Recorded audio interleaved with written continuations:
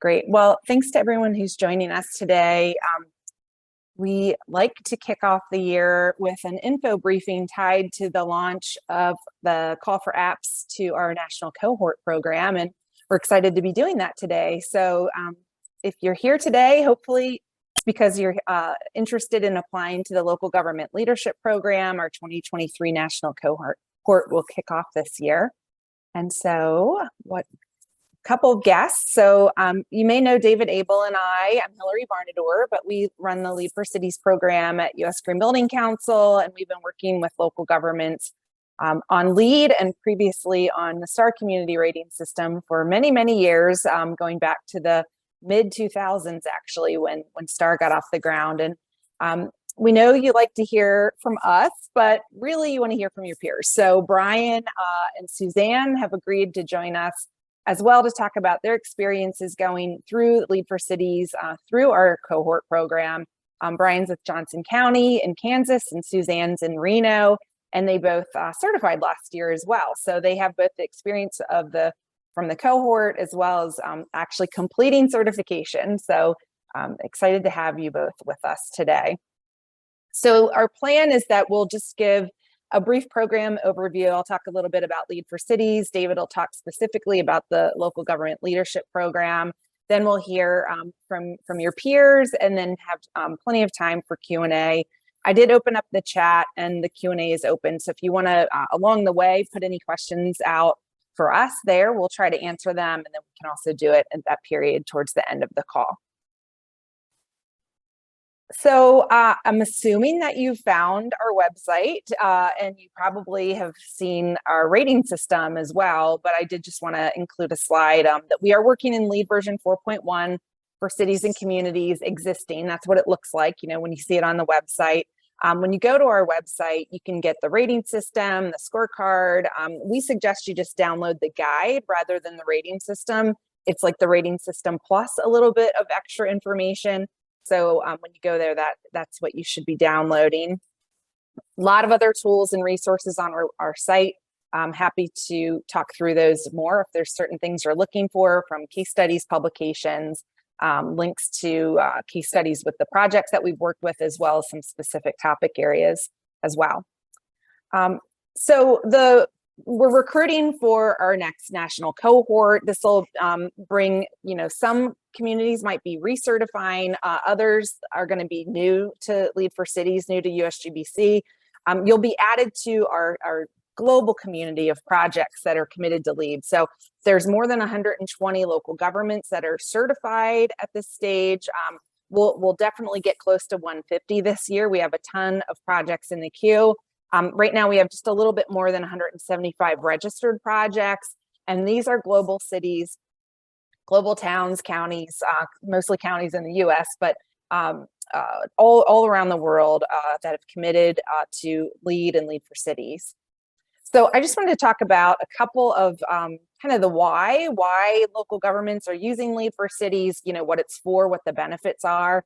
And really how some examples of how it's helping to accelerate action. I mean, you have a lot of work to do, a lot of choices to make about what you're committing to within your local government. And we've really been, you know, working to evolve LEED for Cities for many, many years now with local governments to ensure that it's really meeting your needs and evolving with you and with the sustainability science that's happening all around us.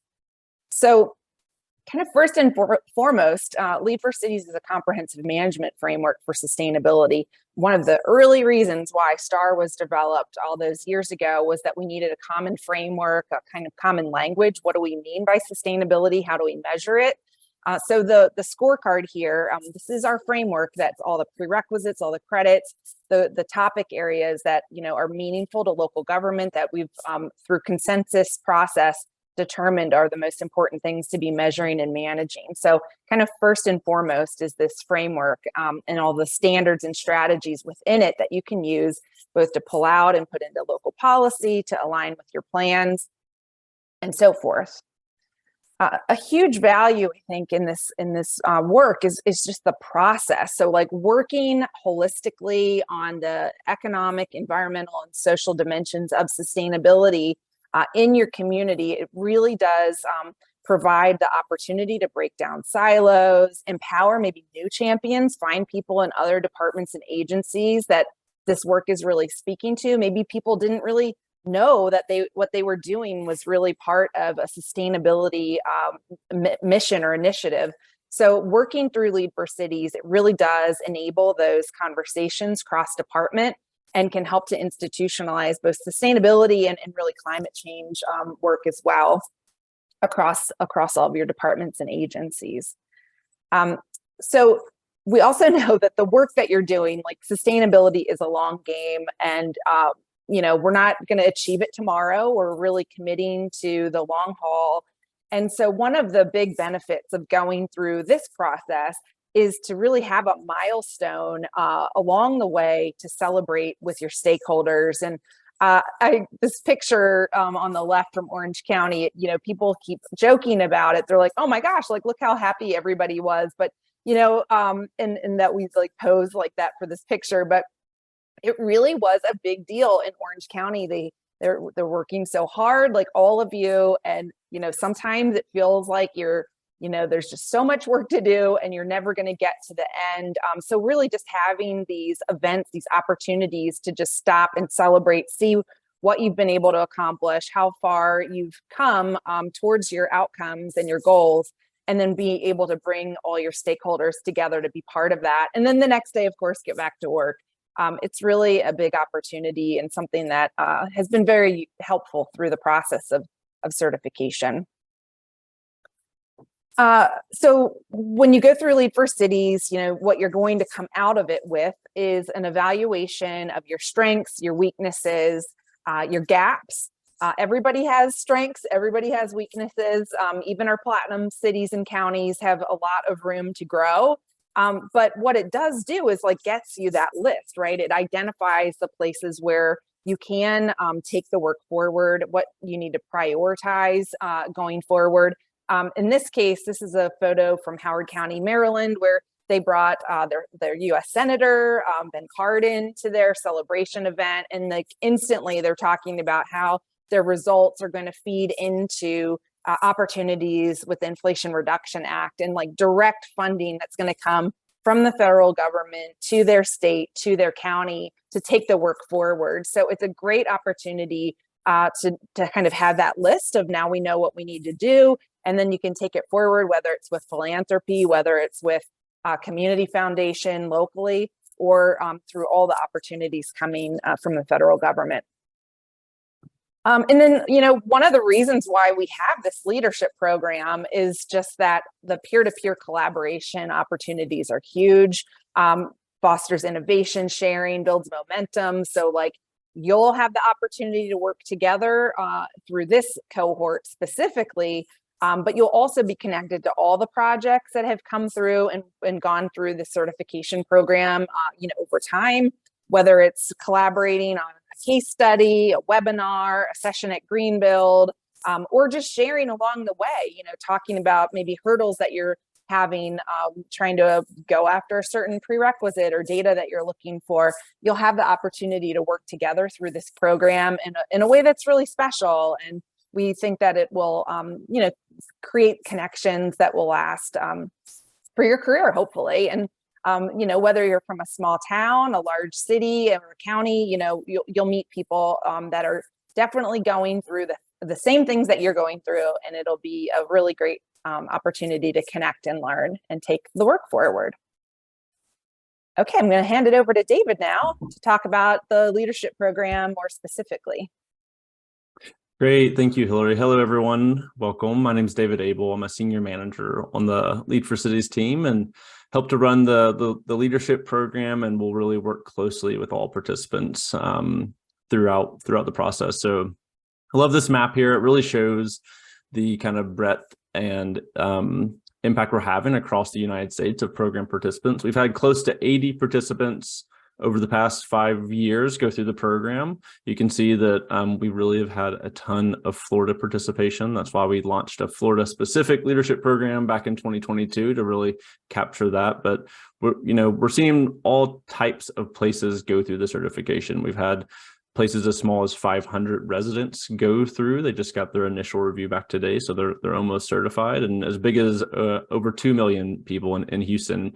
In addition, we've had very urban places, rural places, as well as suburban. So it really is a program that is adjustable to all types of places that are interested in going through it and has an impact on all of them. So love to see the map. Okay, next slide.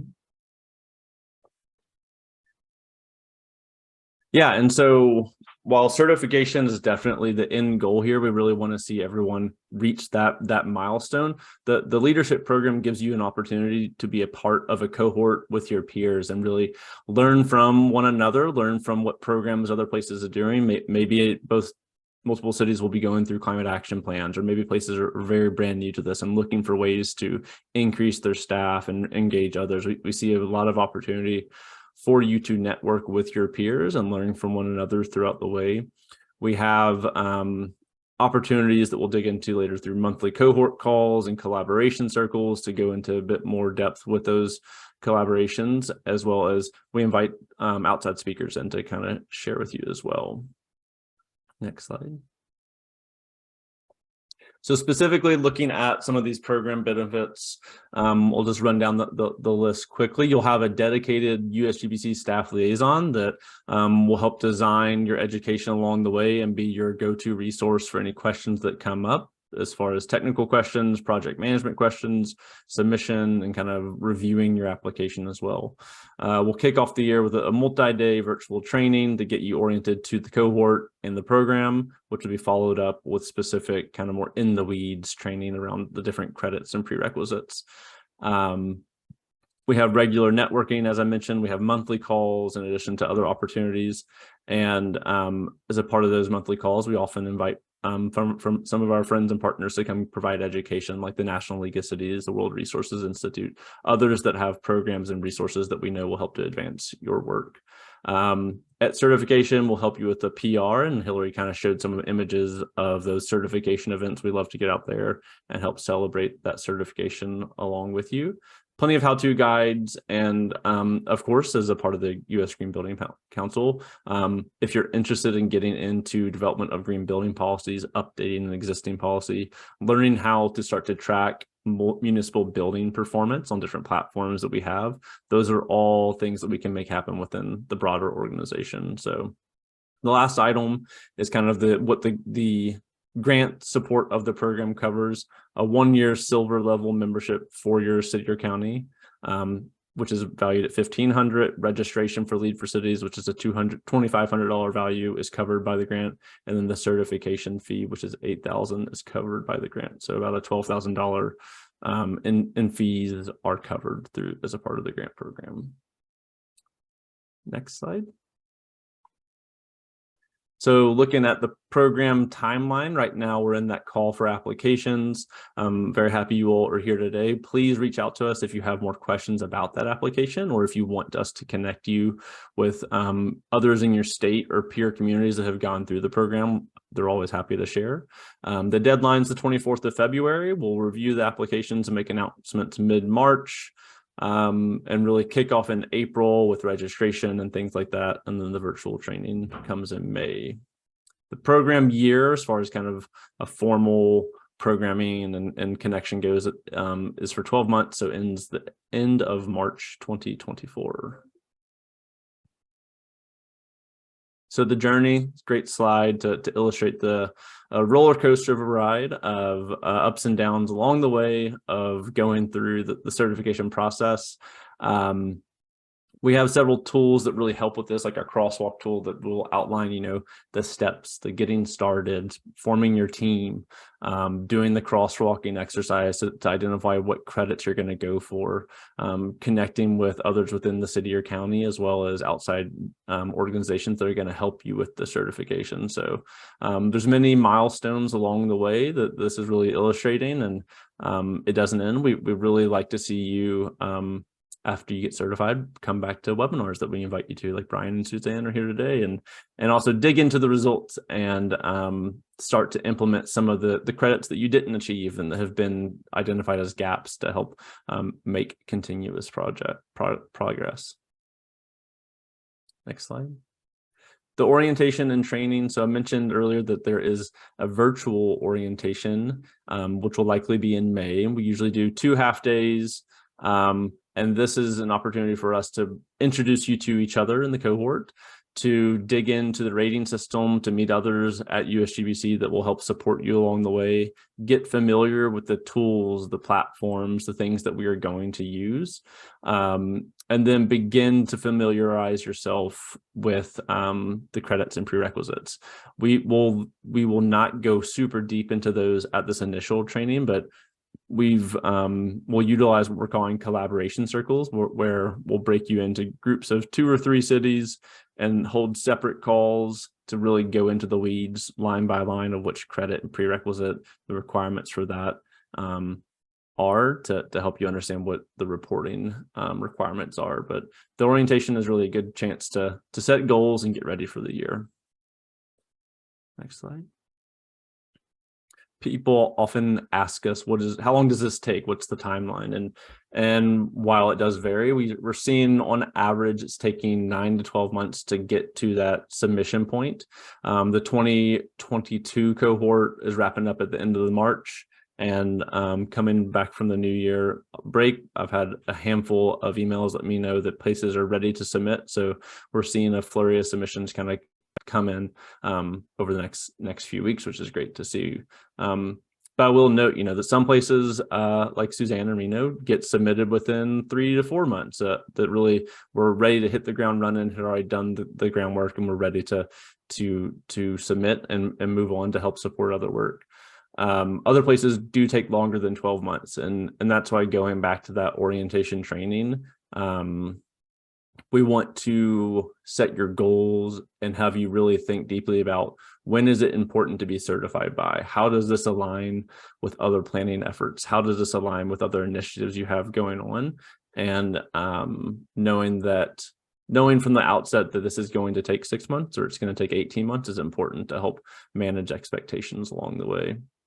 The things that we often see that can impact this are staff capacity. Do you have the ability to go through this? Are you able to hire interns? Are you able to get leadership support to prioritize this? Those are all really important factors to consider as you go through this. We've seen a ton of success from folks bringing on interns to help just compile the application. Maybe the staff project lead is the one that does the outreach to the different departments, and an intern is helping to kind of compile all that information into the format that we ask for. And so if you're really thinking about it, consider about how you could potentially bring an intern on this summer or in the fall.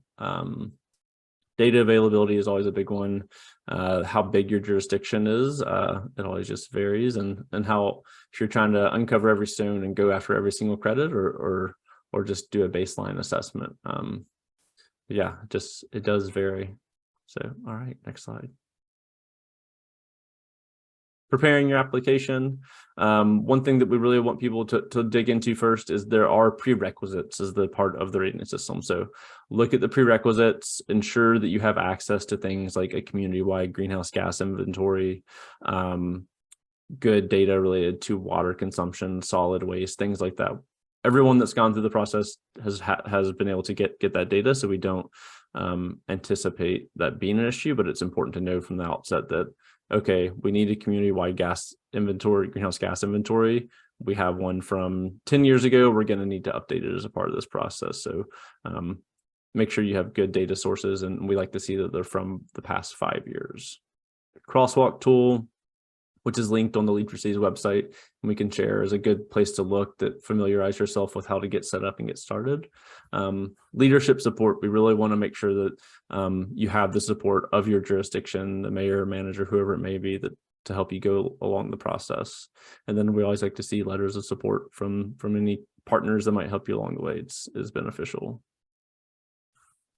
All right, maybe before we dig in, I'll see if there's any questions that came through the Q&A or the chat. I think I saw one about the cost of participation for the leadership program. This is a grant subsidized program. It's all in kind. There's no direct contribution to you all. It's a grant. Bank of America sponsors the program and helps cover the membership fee, the registration fee, and the certification fee, which is valued at $12,000. So for participation in the program, there's no cost. Places are going through it on their own if they don't want to be a part of the leadership program, and those costs are $8,000 for the certification fee, $2,500 to register, and then a membership fee for a year is $1,500, which reduces that registration fee. David, you have a question in Q&A. Do you need to have an adopted sustainability plan in place to qualify for this program? No, you do not. And we often see places use this process to help develop a sustainability plan. Looking at the credits, we often say, do you have different plans related to sustainability? So we want to see, to get some of the credits, we want to see that your jurisdiction is considering sustainability, whether it's in a comp plan, a strategic plan somewhere, that you have begun the journey, and that this will really help to advance it to the next level. Then maybe just clarify too who the eligible applicants are.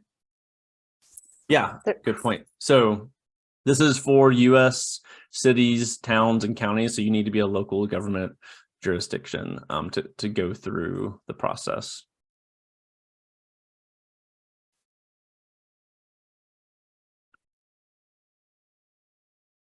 All right, enough. What, any more? Yeah, I don't think I see. Okay, great. That's enough of me talking. Let me introduce our two guest speakers today. Suzanne Groman, who is the Sustainability Program Manager for the city of Reno, Nevada. Reno certified this past year, and Suzanne led the effort there and is doing a lot of fantastic work in the city. And we're also joined by Brian Alferman, who's a Sustainability Program Manager for Johnson County, Kansas, who also certified in this past year. And they both went through the leadership program, I believe in the 2022 and the 2021 cohorts. And if you have, we have some questions to get the conversation going, but please drop questions in the Q&A or the chat to help continue it going. And so the first question I just wanted to kind of put out there to you all, Brian and Stan, is why did you initially apply to the program? What was the goals of your application, and how was that experience as being a part of the certification program? Suzanne, I'm happy to answer that one first if you want. Or go ahead. Well, I would say that first and foremost, at the time that we applied, I didn't have much of a budget, but this was also something that we wanted to pursue. And so the opportunity to have some of those costs covered was something that was enticing. But more so, for me in the city of Reno, I would say that I cover so many different priorities that I get a lot of attention on maybe just one particular one. And maybe I'm told we're not doing enough here, or we should be focusing here. And so for me, I thought, I want to be able to sort of prove to the community what we're already doing community-wide as an entire city, but then also identify where our needs are and where our gaps are, so that we can start to focus our efforts in the correct places. And that's mostly because I am a team of one. So our sustainability staff is me. And so being able to prioritize where I put my time was really important. And I think that that's why why I sought this opportunity. And also just to have that peer-to-peer support, to be able to just get on an open forum and say, here's what I'm facing. Also have David's support. And so those were really my motivations for joining. And sorry, Brian, we'll get to you in a second, but and Reno had previously certified in STAR, but that was led by different staff. And so, we love to see the commitment to recertify, even though it's a new rating system. But did that broader commitment from the city, I think that was an important part of going through LEED for Cities as well. Mm-hmm. Yeah, we did. We certified in 2017 under STAR. That was different staff, actually different staff altogether, even different leadership, really. And so having 5 years in between, I really thought, I feel like we're doing well, and I want to measure that, and I want to see how well we're doing. And we, as you said, certified LEED Gold. So here we are. Yeah, that's great. Okay, Brian, sorry. No, that's all right. Suzanne, first of all, for you to have certified in 3 to 4 months is amazing. I think I have a new hero. That's pretty impressive. I had a very good intern. I have to That say, helps. I saw the bullet about quality of intern. I got very lucky. I actually interviewed this intern for a different position, and then I said, I have another project for you. And I he got was something for you to work on. truly Yeah. amazing. Yes, he was very, very big part of that. Well, congratulations. That's impressive. Well, I, like Suzanne, I'm also a program of one, and there's no way I would have gotten permission to pursue the certification without the program, and the funding that it allowed certainly made it accessible to us. But for me personally, in our program, it was all about timeliness. I had just come on as the sustainability manager in Johnson County, and we had about a year lapse between myself and my predecessor, which really left our sustainability program in a state of disarray or nothingness. So we were kind of recreating everything. And of course, one of the first questions that people ask when you're starting to create something is, well, where are we now? Where do we stand now? How do we know what we're supposed to be working on? What's our current status? How do we relate to, how do we compare to other like communities? You know, all those questions. And so we were really in need of a framework to work within. And this really provided that for us. So it was all about timing for us. And it was perfect. And we knew that we needed to gauge where we were, and we knew instinctively some of the sectors where we were pretty strong in. And to give you an idea, Johnson County is a suburban county of about 600,000 people in the Kansas City metropolitan area. So we're a growing community. We do some things really, really well, specifically in the quality of life section, but and so we knew some of the areas we were going to score pretty well in, but we really needed to identify some of the weak areas. And honestly, we were surprised by some areas that we thought we would do really well in that we didn't. We didn't end up scoring well in. Solid waste in particular, transportation, another one. So for me, selfishly, I needed to know what we needed to be working on. And this helped us streamline the process of identifying what those areas are and how we could best tell the story about what our sustainability program should be focused on and what our priorities should be. And so it was all about organization for us. Yeah, that's great. We often hear people in your position that are new to the role, and a place is new to the work, that this provides that template to help one get that baseline assessment, but also gives you an opportunity to, because the data requires you to introduce yourself and the role you provide for the jurisdiction to all kinds of different departments. So it elevates your position, and it elevates the role of all those other departments in advancing the sustainability goals for the city or the county. So yeah, maybe the next question is how did the program really help to advance the local sustainability priorities, and maybe within the jurisdiction or on the regional scale? Because I know, Brian, that's definitely a priority of your roles in Johnson County.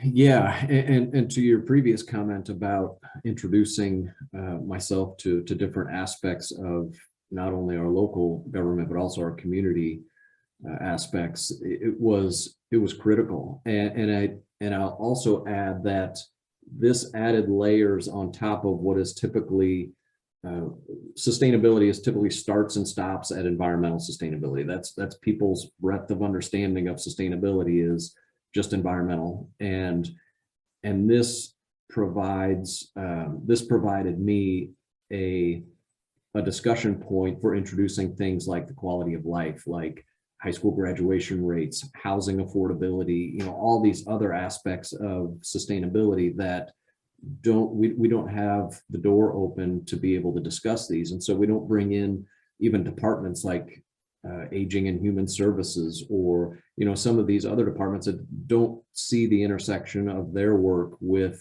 sustainability. And therefore those doors are never open to me or folks like me. And so it really broadened our organization's understanding of what sustainability is, and offered up discussion points to our community and got me integrated with folks in the school districts, in other municipalities that are in Johnson County, and really opened up those discussions to explore ways that we can work together and broaden our understanding of what truly makes a sustainable community. It's not just parks and greenhouse gas emissions. It goes well beyond that, and this provided the opportunity to have those discussions.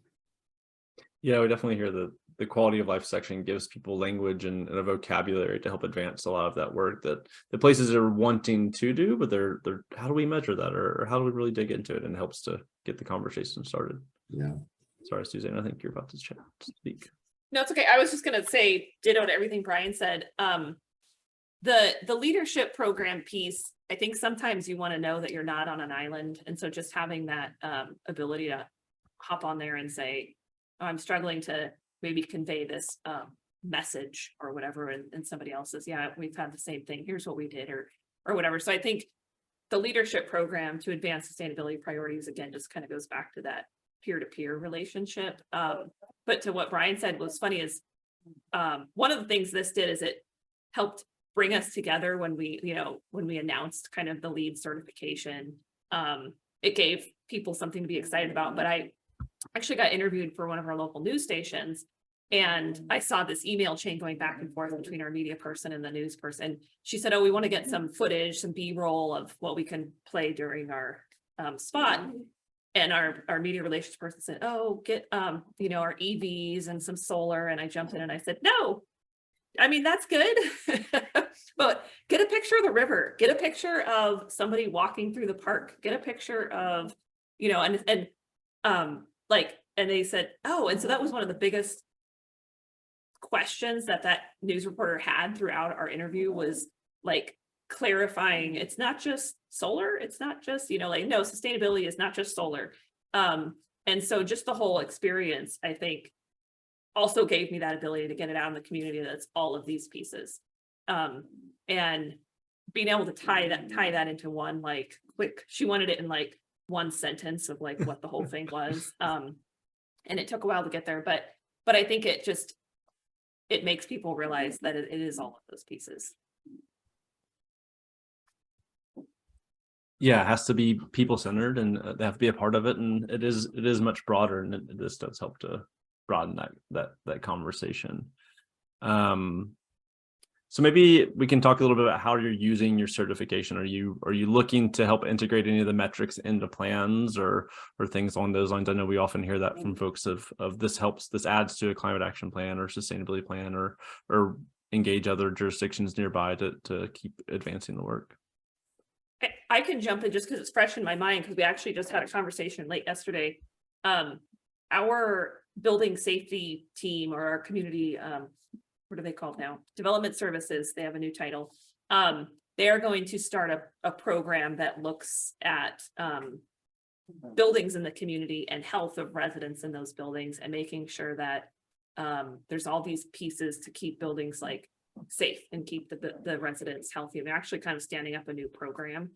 And when we were having that conversation, I actually brought up the LEED for Cities process and our certification. So now that we're this LEED Gold city, we need to realize these connections. And so now on the list is like energy burden, equity. Like they're like, how do we need to add these things to our list as we're going in and looking at these buildings and making sure that they're safe and healthy. And so it was an opportunity. It just helps people kind of understand, I think. But we're also using it in a few ways.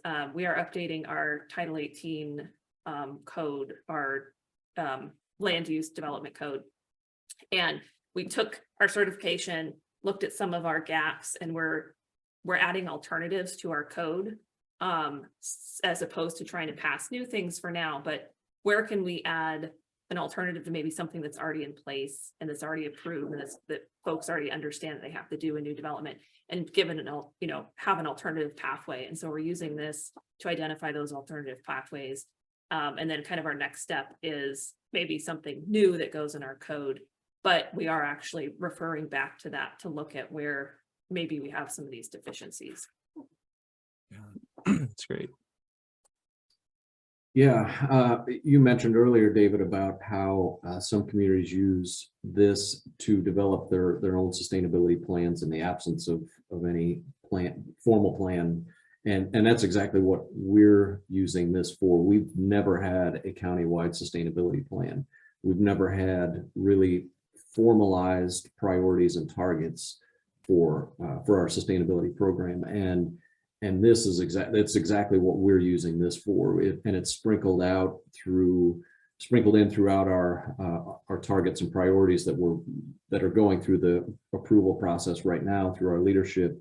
And there are definite points, and we reference them. Each priority and target has a reference point for why are we picking this and how did we choose the target. And sprinkled throughout are the LEED for Cities scoring framework, and part of it's competitive nature, I guess. There's some folks that aren't satisfied with us being LEED Gold certified. They want to know how you're going to get to platinum, and there are some holes in our scoring that we need to shore up. And so some folks are saying, well, we got 0 out of 4 on this. We got to fix that. And that's the only way we're going to get to platinum is to get those 4 points. So they're sprinkled out throughout our sustainability priorities. And that's how we're using it mostly. We've also organized our sustainability committee around the sectors of the framework. So we've got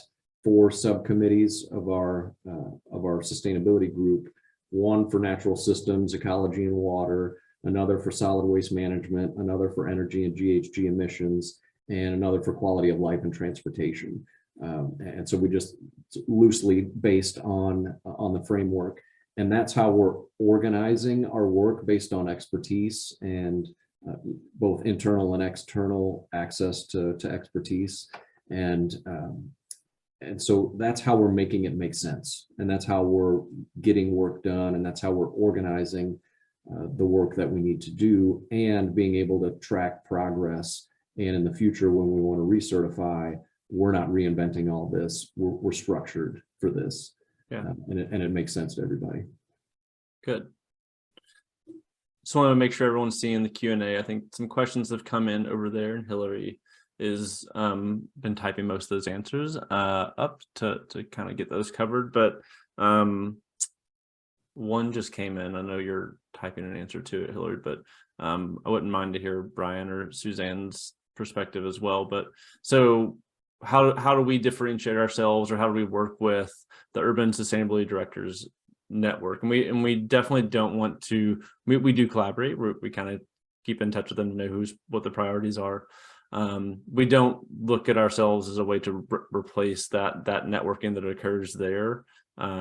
This is really more of a certification specific cohort that we go through. But Brian or Suzanne, are you all active USDM members, or how do you really see that differentiation?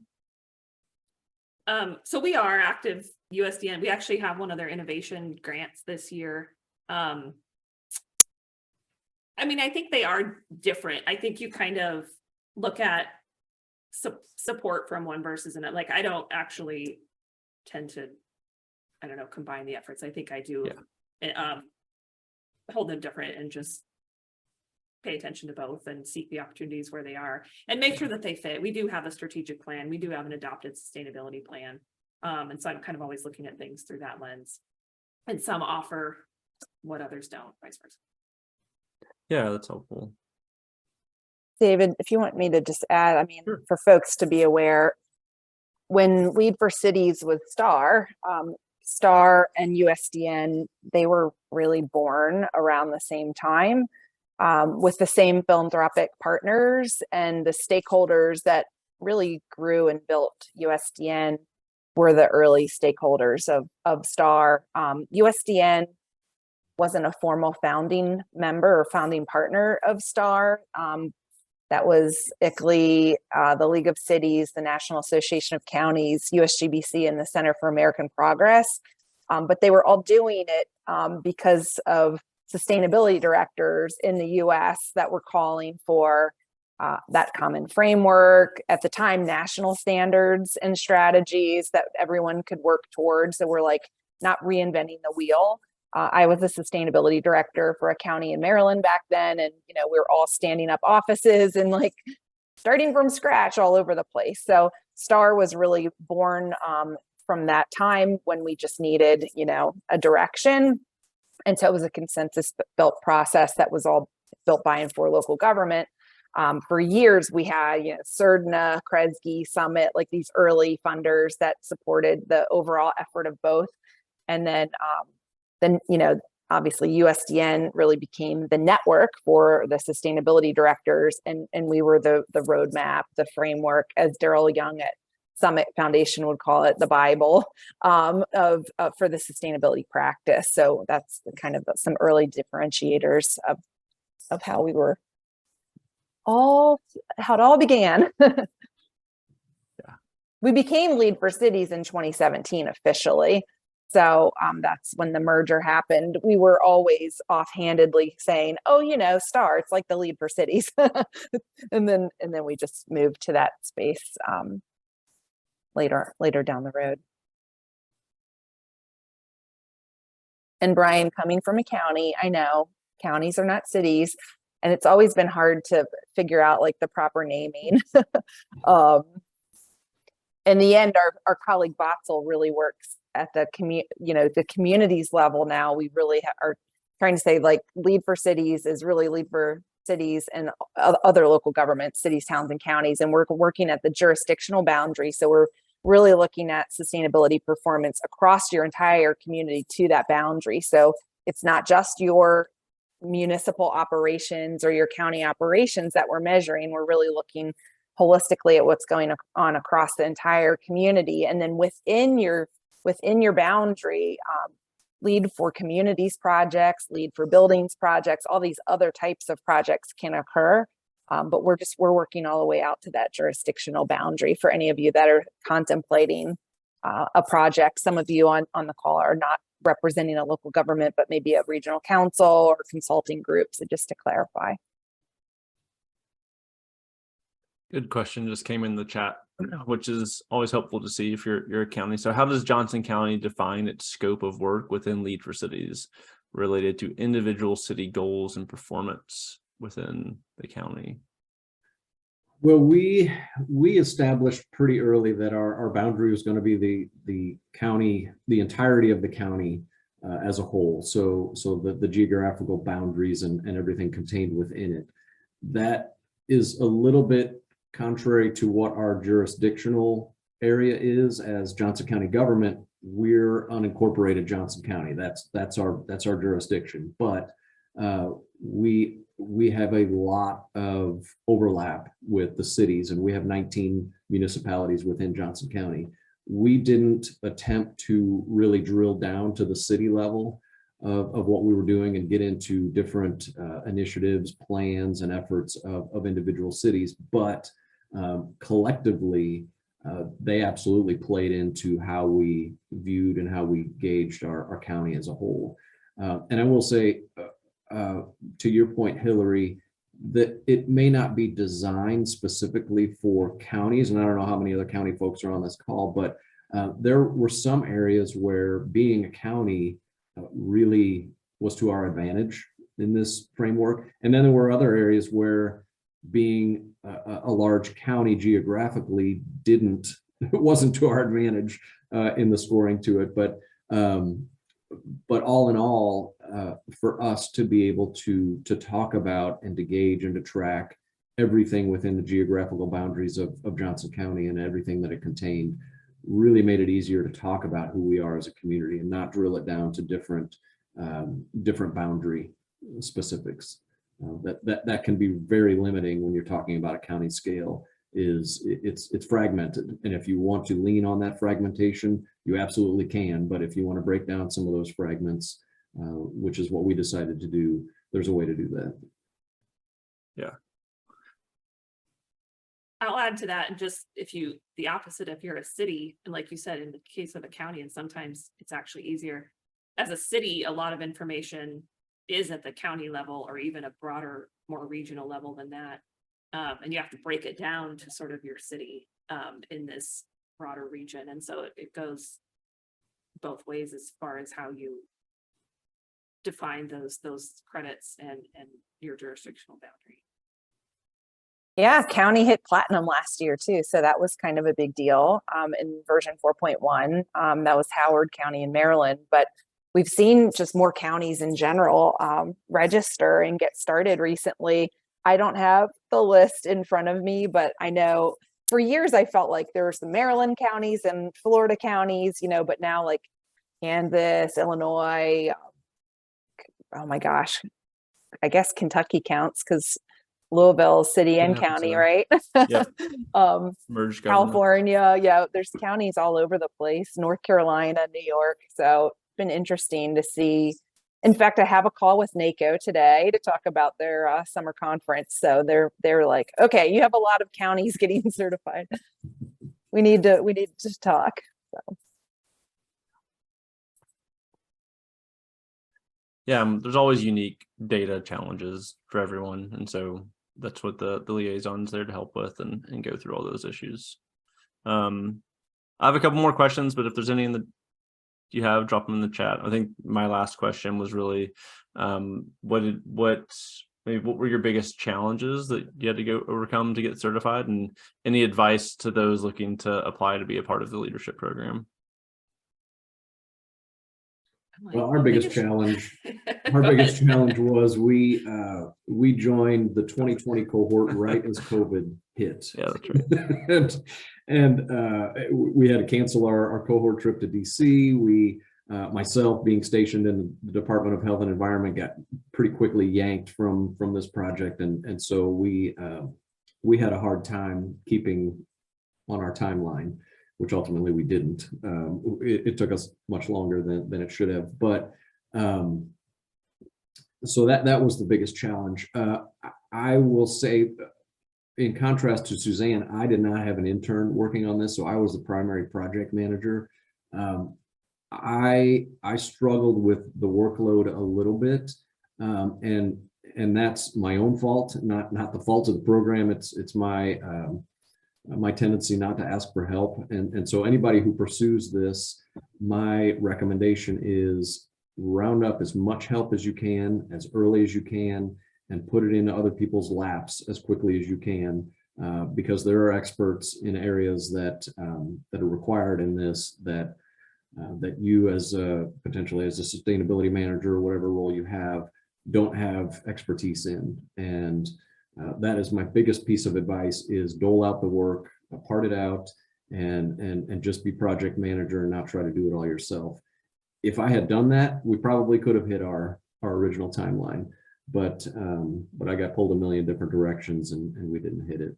But it's designed to really pull people together, a diverse group of people together, to gather the data and information that's required, and that can have huge advantages well beyond just certification, that I didn't truly take advantage of. That's my biggest recommendation. I think for me, the biggest challenge, it was probably, I went into it thinking my intern could just do it all. And what I found, but it ended up working out, is he was able to do a lot of data collection and even some sort of analysis, but then there was just higher level pieces that I had to step in and put a lot more time to. So what I found I was doing was actually trying to block out time on my calendar for like one specific task. It would be like work on renewable energy credit, you know, and just really parse out my time like that. And so I think just the time commitment and the realization up front was probably the biggest challenge. And then I guess the advice I have would just be to use use the peers within the cohort for help. Ask David for help. David got a lot of emails from me. I'm like, I don't understand this credit. And he would send samples, or so I think, like, sorry, David, to be like, give David more work, but there's a lot of resources. So you might get 80% down the road with something and you throw your arms up, if I don't get it, and you reach out to David and he's like, oh no, that's all you have to do on this is this. So I mean, like, utilizing the resources so that you're using your time wisely would be my advice. Yeah, that's good. That's what I'm here for. I've heard most. I all the waited questions. way too long to ask David for help in way too many instances where I would work it up into a tizzy in my head, and I'd reach out to David. And it's like, just relax. It's not as complicated as you're making it out to be. Yeah. One more question came in the chat that I think or in the Q&A that you all might be helpful with, and is a good one, is how does CDP submission align with LEED for Cities? And we definitely know it's not a one-to-one alignment, but a lot of the CDP work does relate to what you submit for LEED for Cities. Susan, I think you did CDP last year, if I'm not mistaken. So We did. I don't know that there's really like, and maybe I'm not understanding the question. There's not really a connection. You just have the resource to report to both. So like, we actually got a B on our CDP reporting, which was pretty good for us. And I just used the same information as and said, and I kind of used it in both directions. Like I said on CDP, like we're going through LEED for Cities, and this is what we're using under LEED for Cities, and we're going through, we report to CDP, and here's what we're using. And I just used the same information. so definitely supported the data you collected supported both efforts. Yes, it did. Good.